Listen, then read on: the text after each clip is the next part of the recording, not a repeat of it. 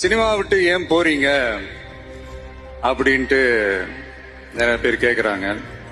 சினிமான்றது ஒரு மிகப்பெரிய ஒரு கடல். அதுல ஒரு கரையோரமா ஒரு சின்னதா ஒரு மணல் வீடு கட்டணும்னு தான் நான் ஆசைப்பட்டேன். பட் அதே ஒரு மாளிகையா மாத்தி தந்தது நீங்க எல்லாரும் தான். அது மட்டும் இல்ல, நான் சினிமாக்கு வரும்போது இது எல்லாருக்குமே தெரிஞ்ச விஷயம் தான். இந்த பழைய கதை தான்.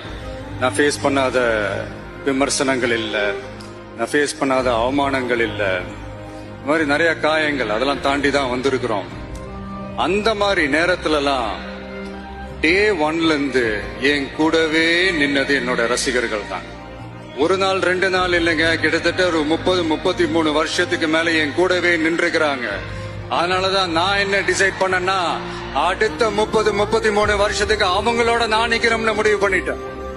எனக்கு ஒண்ணு, நான் வந்து தியேட்டர்ல